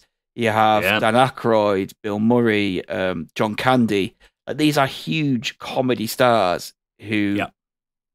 Came from the 80s predominantly. That's where they made it big in the 80s. And there are so many great 80s films that I could just go back and enjoy over and over again. You know what most of those stars have in common? Saturday Night Live. Cocaine. I was going to say cocaine. No, so the 80s Saturday Night Live. Yeah, they're from that, aren't they? Was ridiculous because you also had Jim Belushi, you had Chris Farley, you had all these people that came out of. It was the biggest thing ever, wasn't it? It was, and they created that. They were these high-profile comedians who were good writers and great performers, who then got high-budget comedy films. Whereas a lot of comedy films that you get nowadays tend to be low budget and very disposable, very quick comedies to make, and very kind of by the numbers. So you don't remember them as much. I agree, mate. I absolutely agree. Whereas in the 80s, comedy films tended to get a bit bigger budget and a bit more prestige about them. Because it got people in the cinemas. Yeah. It got people in the cinemas. I would not... Well, I can't remember last time I went to the cinema to watch a comedy film. You go to see an event film, don't you? Yeah. Yeah. I'm off to see fucking, I don't know. I'm trying to think of a comedy actor now. I'm off to see Adam Sandler's new film. I mean, I'd never say that anyway, but you know what I mean? There's your example from the modern time that Adam Sandler has made it's like a production line of comedy films in his style. Yeah. Which is how you end up with Grown Ups too. Because it's the same formula, or like The Ridiculous Six, or, the kind of the shit that he did for Netflix. Yeah. And it becomes very commodified and very cheap to make and very low budget. Things like Planes, Trains and Automobiles, there's so much heart in it. Oh, it's incredible. There's so much heart into it. And I know there's that rant is... Oh, the rant is so good. He says fuck 19 times in a minute. Yeah. Yeah. But even though... you get that rant, and then you get the payoff of just the look on John Candy's face. And it's heartbreaking. The professionalism as well between two main stars, even if they didn't like each other, which a lot of them didn't like each other, the professionalism was there. They still put it through. Like, half of the Ghostbusters weren't talking by Ghostbusters 2. Do you know what I mean? It's just... I think everyone hated Jim Belushi by the time they'd worked with him for a while. Everyone did, because he was a horrible bastard. But, yeah, it's one of those things. But they still put that professionalism first, didn't they? And it's just... You had the spoof comedies as well, didn't you? I was just about saying the spoof comedies. Yeah, so the spoof comedies, I've made a note here. I don't think there's no better era than spoof comedies. You had Airplane, and Airplane 2's got its moments. It's not as good. Yep. Yeah. Was Airplane the 80s? I thought that was the 70s. No, Airplane is the 80s. 1980. Naked Gun, Top Secret, Spaceballs, Spinal Tap, Dead Men Don't Wear Plaid. Spinal Tap. It's just, Little Shop of Horrors is pretty much a spoof. And they're just... right. Let's get it real. Like, there's a lot of problematic shit in 80s comedies. Yes, we know that. Yep. Undeniably. But outside of that, and I also think that because they had a bit more free reign, they are more enjoyable and more memorable. I get what you're saying. I mean, we can kind of look at some of the misogynistic stuff and at times racist stuff that just played for a joke. Slurs that are just thrown out without any stuff that it's just like because it's seen as a comedy, like as a quick one-liner. But because they had a bit more freedom to do other stuff, it just makes them more enjoyable. Like, just kind of look at the Ghostbusters. These guys, like, they're schlubs. And they smoke. And all they do on the first one is smoke. And every single scene they've got a cig in the mouth. Yeah, I don't know what it is, but they feel way more relatable than... Real. They feel real than modern characters. Those actors are smoking those cigs. They're not fake movie cigs. Yeah. They're having a cig. There's just something about the kind of that era and the comedy. And Ray got a blowjob from a ghost. He did.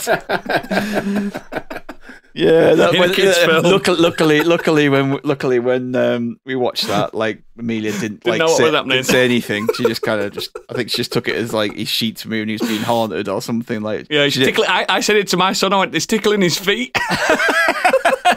He went, "Oh yeah, I understand." I went, Yeah, just the comedies from the 80s. There are so many classics and so many, like, I mean, I'm just looking at this list here as well. My favorites and within these 4-star films as well, you've got stuff like Who Framed Roger Rabbit. Like, that's just things like that. Genre bending. It's like meant to be a kids film, but also slightly not. It's dark as shit. That film, I love it.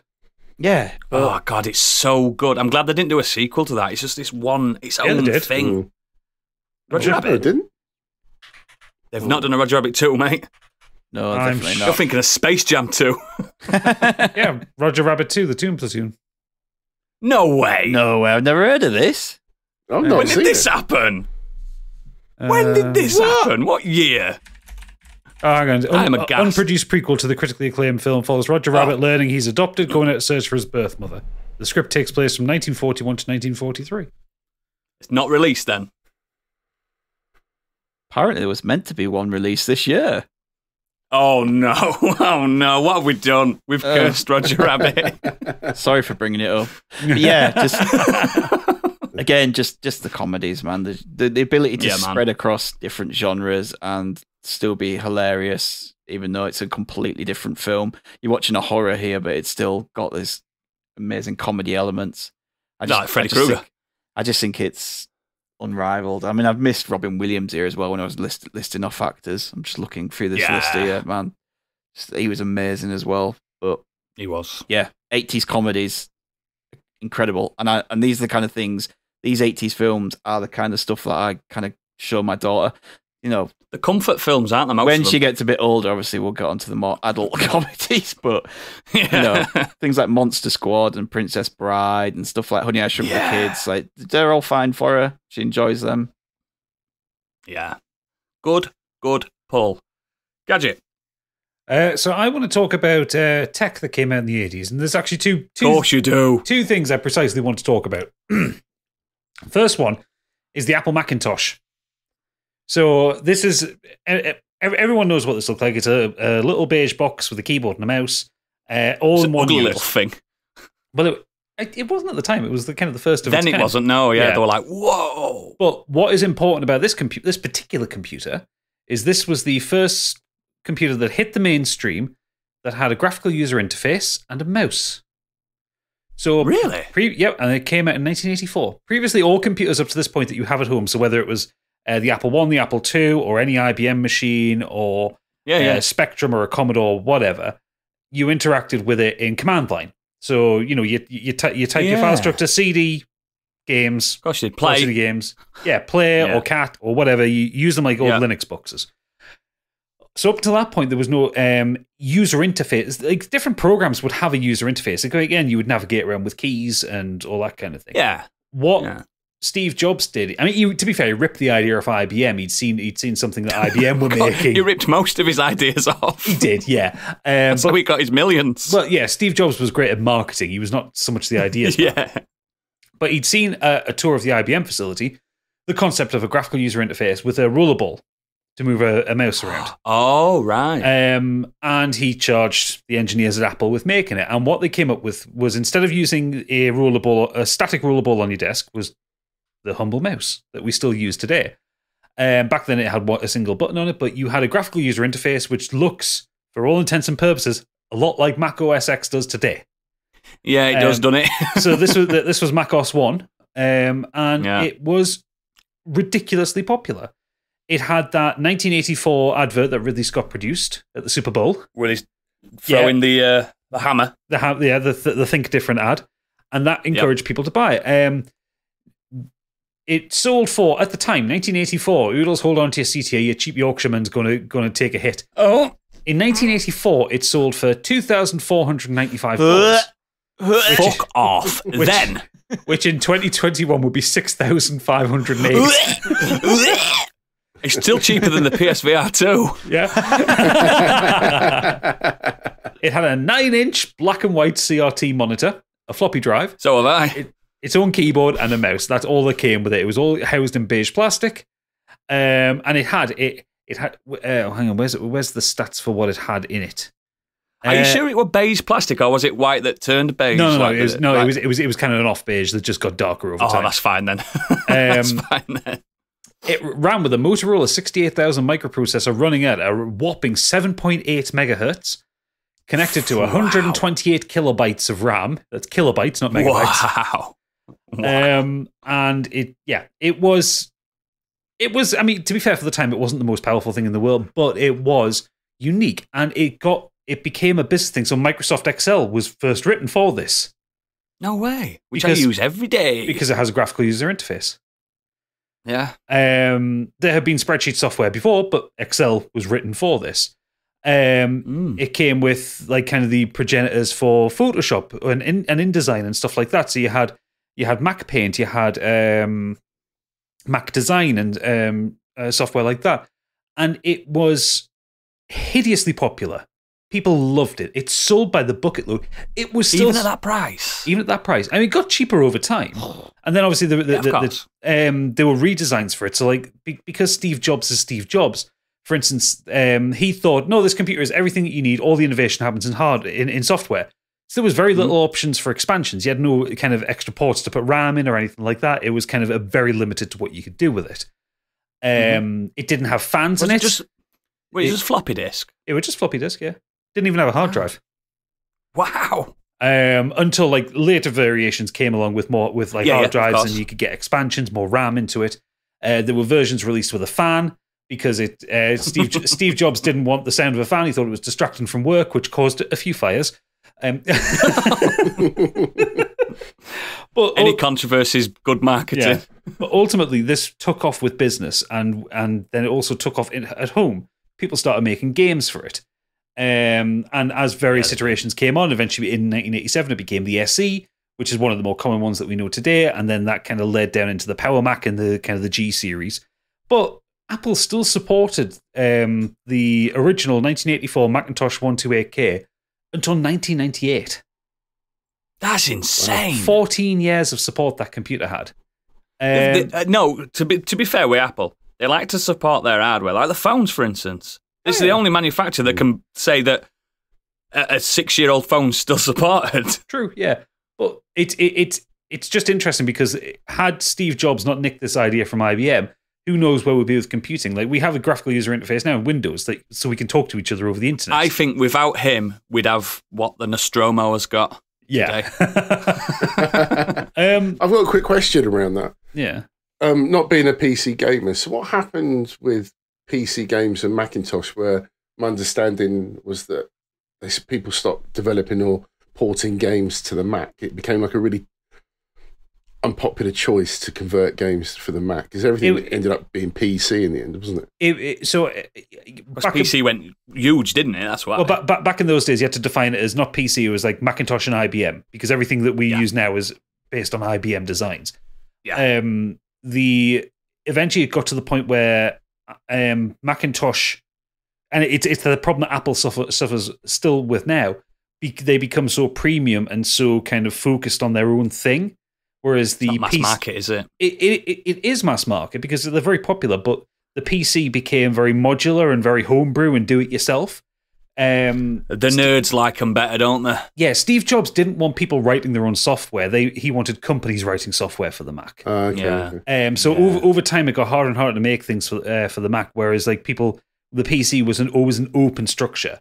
Like you still to this day, you cannot buy a version of Mac OS that works on anything but Mac hardware.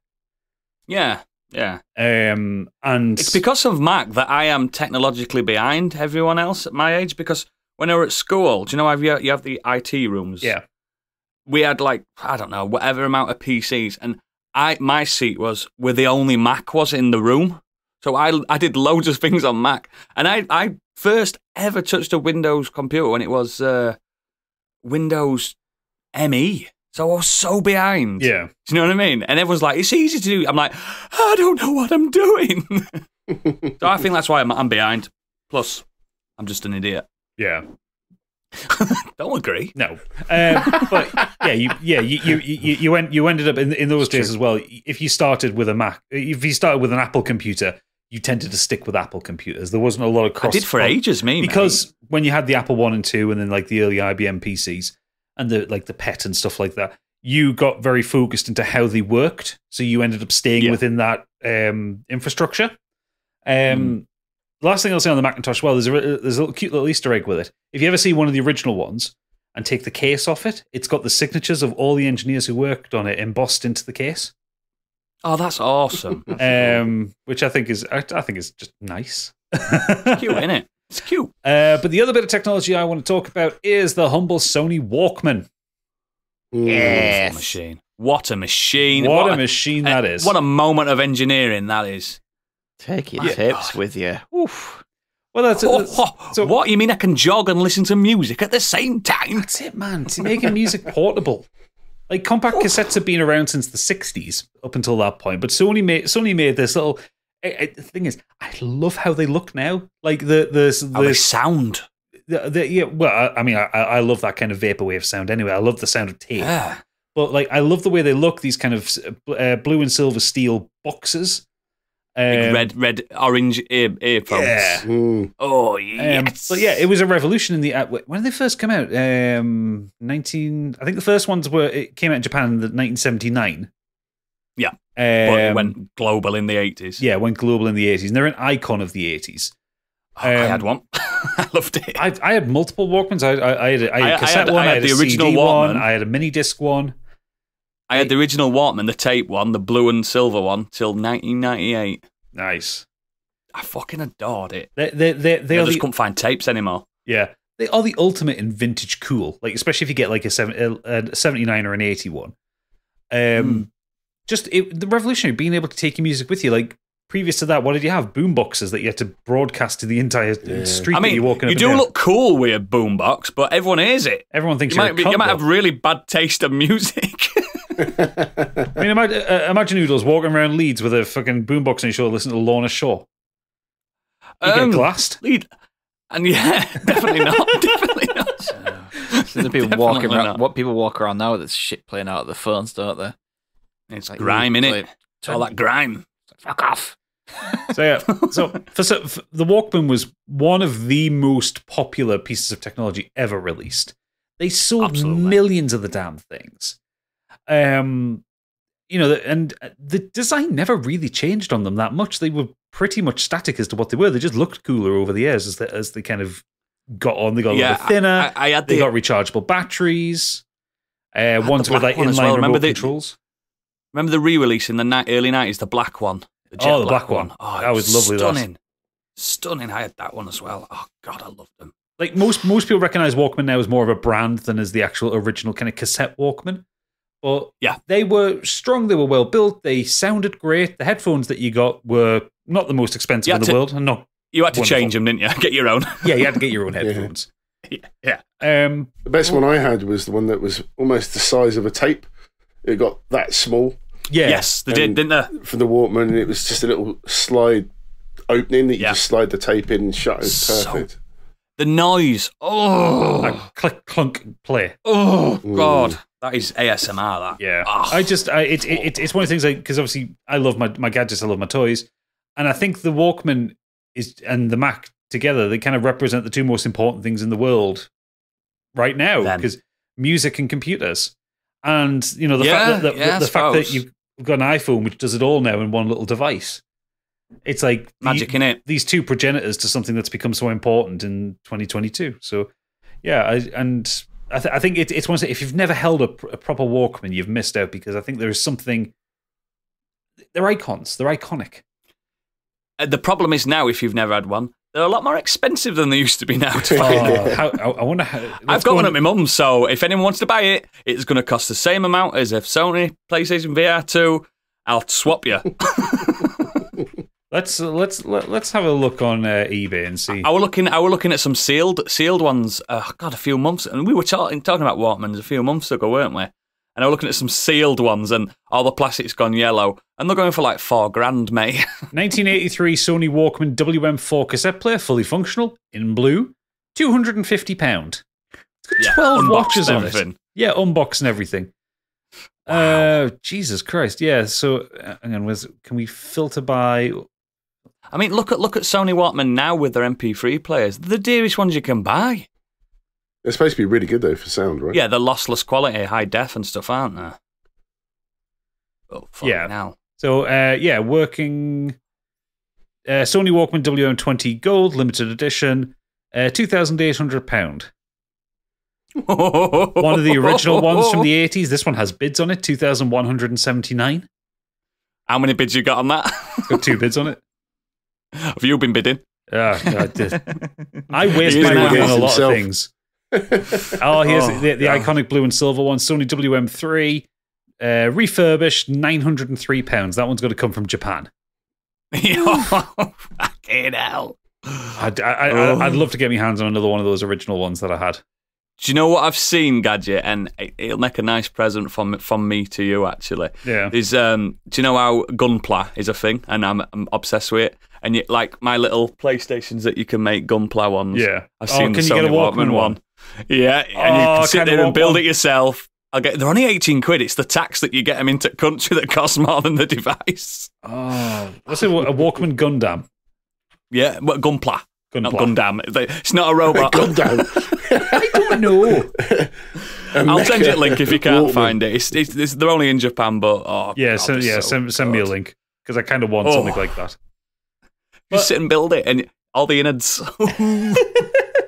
Yeah, I love 80s tech. I love the style of it. There's a really great series on YouTube that Marcus Brownlee did called Retro Tech. Yes, I watched it. Where he's and that was kind of the inspiration for that because he did an episode on the Macintosh, he did an episode on the Walkman, and he's approaching 30. He's a person in his 20s, but he came to the internet later than we did because of his age. Yeah. So he's seeing a lot of this stuff for the first time now, and it's actually really quite lovely to see someone like playing with this stuff for the first time. See a young and love it. Yeah, but also kind of work out how to use it because they don't have the instruction manuals when he's playing with them, and it's like how intuitive 80s tech was because it had to be.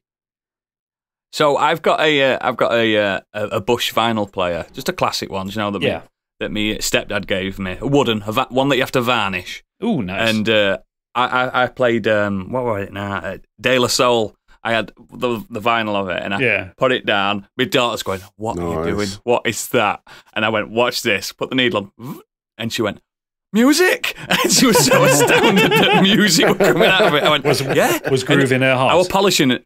Oh, definitely. I was cleaning it with vinyl cleaner and stuff, and she's like, "Oh, that stinks." I went, "Don't get too close. Don't get too close." Because that stuff fuck you up. Don't get too close. Don't get too close. I assume that was 3 feet high and rising. Oh yeah. Oh God. But yeah, I think Walkman. I mean, as a like name, it's famous for the phone line that they did as well, the Sony Walkmans. Yeah, the W810i was the greatest phone I had for a very long time. Fantastic bit of kit. Just a good brand. Like, I would love one of those 500 quid MP3 players, but then again, I wear skinny jeans. I can't have another device. Do you know what I mean? That's the problem. And I've got a phone. So it's a shame. It's a shame, innit? But yeah, good picks from all. So that was our little 80s retrospective. As always, links. Oh, no, you're getting ahead of yourself. What are you doing? Jesus, you're only off a week. Fucking hell, mate. Oh, my. Hey, I'm still a better host. Yeah, I want to know what everyone else has been. Everyone else has been thinking back on, if there is at all. Yeah, we have a few of them. King Hagrid has written in. Says, my personal highlights of the 80s are The Princess Bride, which was casually overlooked in the action movie episode. Someone did mention it in the feedback, actually. Yes. And such a good film. And With Nail and I. They are my two favourite films of all time. Oh, With Nail and I is so fucking good. If you've never seen that, watch it. Richard E. Grant. I find both films, as the kids would say, mid. Oh, no, really? Yep. I think they're both overrated. I've never seen either. Oh. You'd probably like With Nail and I, actually. I think you would. Northern and Miserable, isn't it? Yeah. Lee Davis. Yeah, I thought it was all right. Lee Davis. All right there. Catching up with the conversation there. Put that on the box. Lee Davies has said, music-wise, it's the Pet Shop Boys in Erasure. I love my synth-based pop duos. Movies, it's the Indiana Jones trilogy. Specifying. Yes. Trilogy. Well, there's only a trilogy, isn't there? There's only a trilogy. There's only 3 films. I didn't know there was another one. I mean, one of them is wildly racist, but you know. Yeah, well. Games of the 80s is Super Mario Brothers.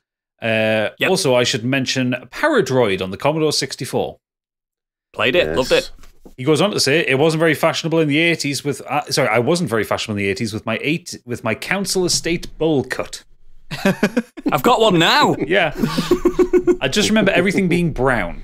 I would have been 11 as we went into the 90s, and I feel like that was more my decade. The 80s didn't feel good to me at the time. It were pretty grim. It wasn't until Vice City came out that the 80s became cool for me. Oh, and on TV, Blackadder. still good after all these years. Yep. The comedy, timeless. Absolutely. And last up is Xenos saying, I think it's fair to say some of the best known franchises in gaming history started in the 80s. Mario, The Legend of Zelda, the Metroid series have come a long way since then. But the first standalone Mario game was an arcade release in 1983, and all three franchises hit the NES later that decade. If you don't count Mario Brothers as the first Mario game, Donkey Kong also reached the arcades in 81 as an attempt by Nintendo to create a rival to Pac-Man, which was released in 1980. Most people are probably aware that the 80s also included the great video game crash of 1983, not helped by Atari having no idea how to set reasonable deadlines. Nobody learns, do they? But the resurgence that followed can be put down to the success of the ROB toy bringing Nintendo to the American market. Rob may not have lasted like... Was Rob ever successful, Rob the Robot? I don't think... No, but he's cute. I had a Rob. I had a Rob as well. Couldn't figure out how it worked. The States, definitely. To this day, it's still at my mum's. Never got past the first... You can have mine. We never got past the first level. Me and my brother couldn't figure out how to do it. He's cute, but he's really like... The plastic's mucky on him now. Oh, man, you know honestly. What the fuck was that all about? Rob may not have lasted that long, either. but I think that it's arguably one of the biggest impacts a marketing tool has ever had on the industry. Fair enough. Yeah. Put simply, without everything that happened in the 80s, the games industry would look totally different today. The Mario franchise is numerically the best-selling video game franchise in history, and what's in second place? Oh, would you look at that? It's Tetris, and that started in 1988, probably the best thing to come out of the Soviet Union. The whole era was, if you'll pardon the pun, a complete game changer. And set the bar astonishingly high despite a relatively low technological level compared to the systems that followed up on it on the 90s. I'm telling you, it's cocaine. The only reason those had such a wide selection of games at the time, cocaine and cigarettes. Yeah, because nobody slept. And they just sniffed up and smoked. What if this little Italian plumber, right, goes to this, what we call the Mushroom Kingdom, and he eats a mushroom, and he gets bigger. Then he eats a flower and he fires fireballs. Cocaine. Oh, cocaine. And the bad guy is a big dinosaur. It's all cocaine, mate. I mean, the thing is, without video games, we'd all just be sat in dark rooms listening to repetitive music, eating pills. We wouldn't be here. Yeah. Chasing ghosts. No, I don't think I'd. No, we definitely wouldn't be doing this podcast. This podcast wouldn't exist without video games. True. Not a chance, not a prayer. So yeah, is that everything from our listeners? Yes, that's everything from the listeners. Excellent. So, as always, links to all our extracurricular activities are in our show notes and at modernescapism.co.uk. And please consider becoming a patron to help support our endeavour from as little as £1. Wow. £1 next week. Also, make sure you go and listen to Smash That Glass. The first episode came out. Candy's new podcast. Yes, absolutely. I'm not going to discuss my thoughts on it yet, but I've listened to it. That's all you'll need to know. You make it sound so bad. Yeah. Oh, no. It was great. No. Yeah, it's fantastic. No. They've done a great job. I want people... yes. Oh, very, very, very looking forward to where that's going to end up. Oh, love it. Yeah, that's my thoughts. Love it. Next week... Spoiler alert. It's great. Next week, we will be giving each other an album from the 80s to review. Of course we are. We love these little album things that we started this year. Are we going to divulge them now or in the Patreon? No, we do it in the green room. We'll do it in the green room. We're locking it behind a paywall. Womp womp. So, if you're not one of our patrons, you're going to miss out on that. You're going to miss out on that. And Nexus Plus and other stuff, honourable mentions and stuff. So, that's been a show for you guys, but we'll see you in the green room, patrons. So, good night. Bye. Bye. Laters.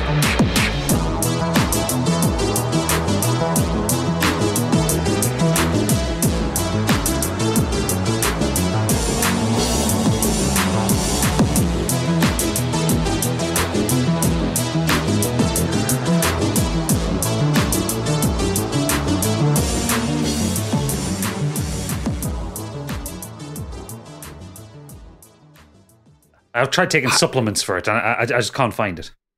Yeah, do you know what? I think there's only one man that can introduce it. Dean, take it away. I do need to point out that it's not Dean that does that, it's Monk's Boy. Is it? Yeah. Start again. I thought it was Dean. No, you said it like 3 times. I've cut it out every time because it's Monk's Boy that gave us that. Let me start again. Start again.